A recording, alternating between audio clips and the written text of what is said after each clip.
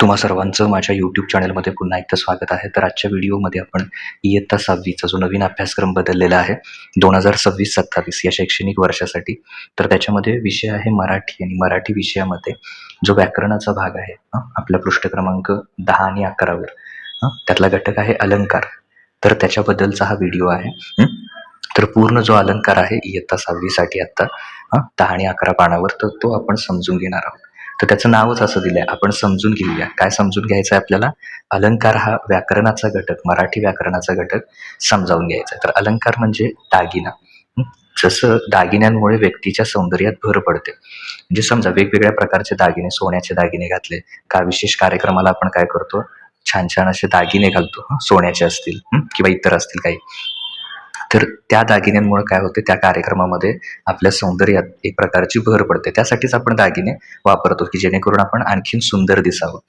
तसं त्याचप्रमाणे भाषेत सुद्धा अलंकारांनी भाषेला सौंदर्य प्राप्त करून दिलेलं आहे. म्हणजे एखादं वाक्य सहज बोललं आणि जर का त्या वाक्यामध्ये अलंकार असेल तर त्यामुळे त्या भाषेचं सौंदर्य काय होतं, वाढतं. म्हणजे थोडक्यात भाषेमध्ये तुम्ही म्हणू शकता अलंकार हे कशाचं काम करतो, दागिन्याचं काम करतो. म्हणजे एखाद्या वाक्यात समजा अलंकार नाहीये तर ते खूप साधं वाक्य वाटेल तुम्हाला, परंतु जर का त्याच्यामध्ये अलंकार वापरला असेल तर ती भाषा तुम्हाला आणखीन सुंदर वाटेल, की किती छान लिहिलं आहे असं वाटेल. त्याचा चांगला अनुभव येईल.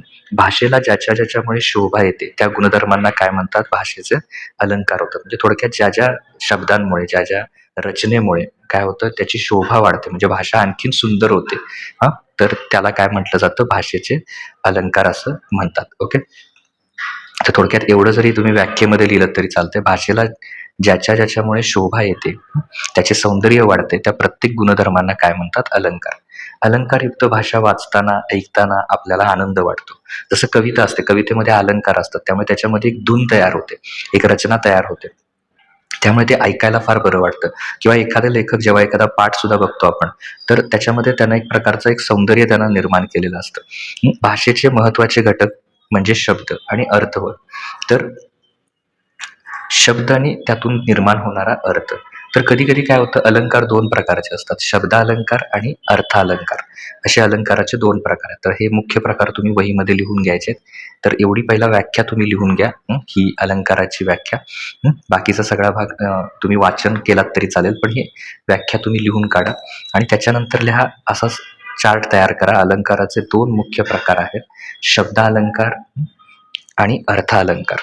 तर शब्दालंकारमध्ये याच्यामध्ये दोन गट, म्हणजे शब्दालंकारामध्ये परत 3 प्रकार आहेत, अनुप्रास, यमक आणि श्लेष.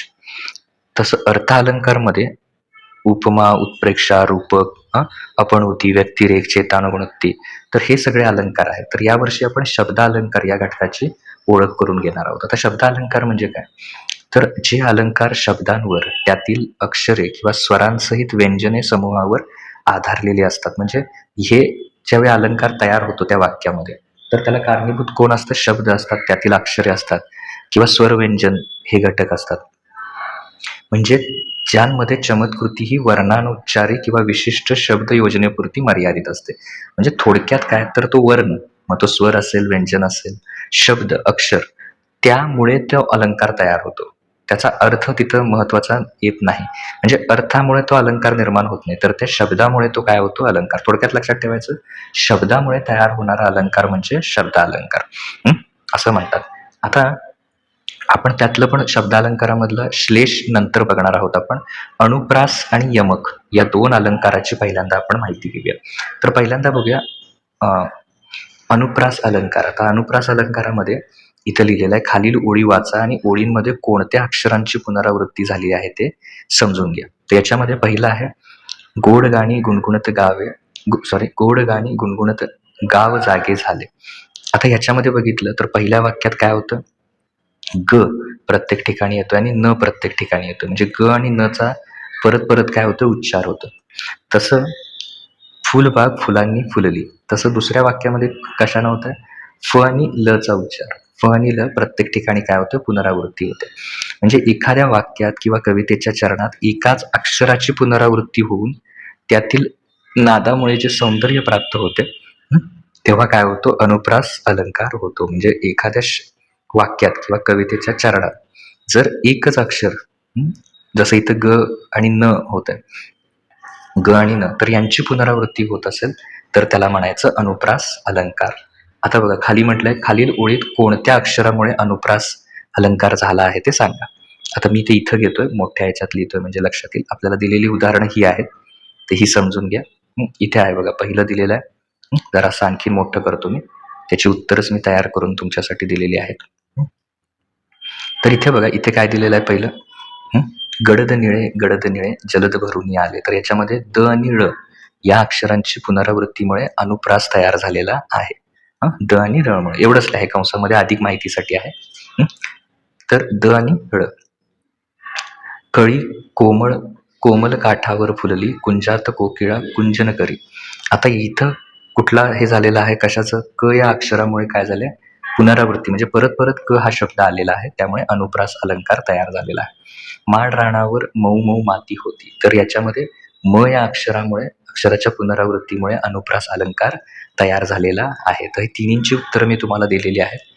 तर आता आपण जो पुढचा भाग आहे तो बघूया. त्यासाठी मी याला थोडंसं आणखीन शॉर्ट करतो, म्हणजे आपल्याला मुख्य भागाकडे जाता येईल. ओके. आता परत त्यांनी खाली असं म्हटलंय की अक्षरांची पुनरावृत्ती होणारी वाक्ये किंवा ओळी शोधा आणि वहीतल्या. तर ती मी तुम्हाला इथे सुद्धा तयार करून दिलेली आहेत. तर बघा, याच्यातून ही तुम्हाला लिहिता येतील. त्याच्यात तर कुठली कुठली लिहिता येईल, तर इथे आहे. म पासून समजा, मना मनातून माणुसकीचे मंगल गाणे गावे.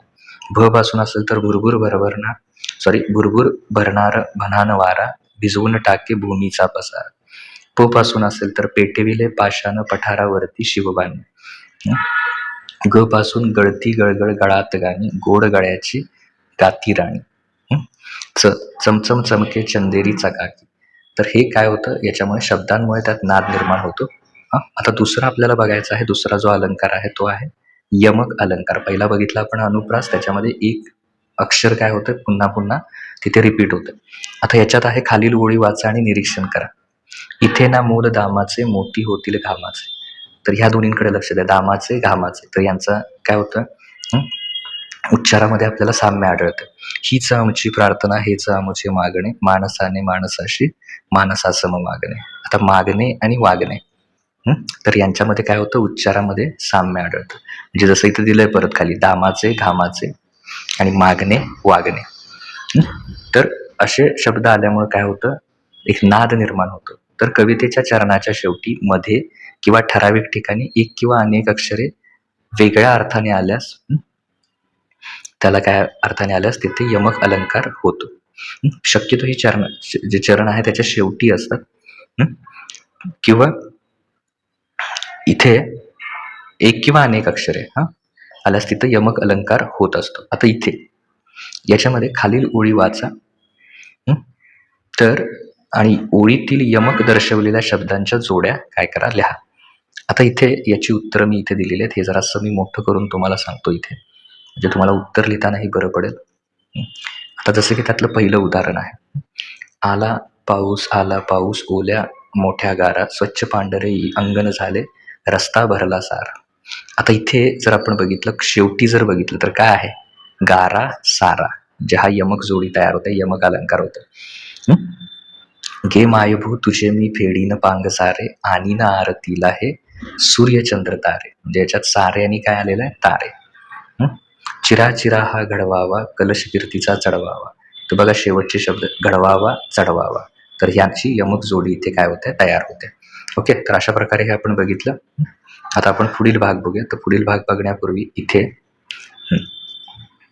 इथे जर बघितला तर पुढचा आहे, पुढील ओळीतील जो यमक अलंकार आहे तो, पुढील ओळीतील अलंकार ओळखा आणि कोणते लिहा. तर त्याची सुद्धा मी उत्तरं तयार केलेली आहेत, तर ती मी इथं समोर आणतोय, म्हणजे तुमच्या लक्षात येईल. एक एक तुमच्या ते लक्षात येईल. जसं की पहिलं आहे त्याच्यातलं, तशाच हिरव्या वेलींवरची जरा निराळी फुले, निर्मळ हृदये चेहरे असरे तरी निराळी मुले. तर त्याच्या शेवटचं बघा, फुले मुले, म्हणजे कुठला अलंकार, यमक अलंकार. आणि कंसातल्या याचं फुले मुळे किंवा खालच्या ओळीला या शब्दांमुळे यमक अलंकार साधलेला आहे. आता इथे काकूने काकांच्या कपाटातील कोरे कागद कातरीने करा करा कापले. तर कुठला उच्चार, कुठला शब्द, क. प्रत्येक ठिकाणी काय येतोय, परत परत रिपीट होत आहे आणि त्यामुळे एक नाद तयार होतो, त्याला काय म्हणायचं, अनुप्रास अलंकार. त्याच्यानंतर पुढे आहे सोनसळी सकाळ सुंदर सुगंधाने सजली. तर याच्यामध्ये दिसतंय आपल्याला स परत परत काय होतं, रिपीट होतं. अनुप्रास अलंकार, स या अक्षराची इथं पुनरावृत्ती झालेली आहे. त्याच्यानंतर पुढे आहे फिटे अंधाराचे जाळे झाले मोकळे आकाश, दरी खोऱ्यातून वाहे एक प्रकाश प्रकाश. तर आकाश आणि प्रकाश, तर या शब्दांमुळे यमक साधलेला आहे, तर त्याला काय म्हणायचं, यमक अलंकार असं म्हणायचं. ओके, तर हे झालं यमक अलंकाराच्या बाबतीत किंवा याची सगळी उत्तरं मी तुम्हाला दिलीत.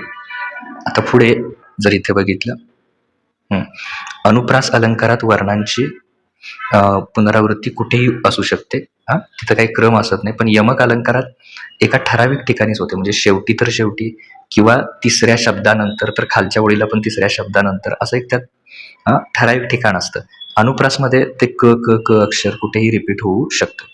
तर अनुप्रास आणि यमक अलंकारांची ओळख तुम्हाला झालेली आहे. या अलंकाराचा उपयोग करून निसर्ग या विषयावर आधारित आकर्षक परिच्छेद किंवा काव्यपंक्ती करा की ज्याच्यामध्ये हे 2 अलंकार असले पाहिजेत. तर इथे मी एक करून दिलेलं आहे तुम्हाला, इथे बघूया आपण. अनुप्रास अलंकार निसर्गावर आधारित, सळसळणाऱ्या सरसर सरिती सोनसळी सकाळ सुंदर सजती. तर या ओळीमध्ये स या अक्षराची पुनरावृत्ती झालेली आहे, त्यामुळे अनुप्रास अलंकार. आता इथे बघा, हिरवीगार झाडे अन डोंगराच्या रांगा, निसर्गाला रूप हे मानावे लावी चांगा, किंवा त्याच्यापेक्षा सोपं तुम्ही हे लिहू शकता, रिमझिम पडती पावसाच्या धारा सुखावून जाई मनाला हवा. शक्यतो हे पण आहे बरोबर. तर इथे रांगा चांगा यांच्यामध्ये यमक झालेला आहे किंवा धारा वारा, रायमिंग अलंकार तयार झालेला आहे.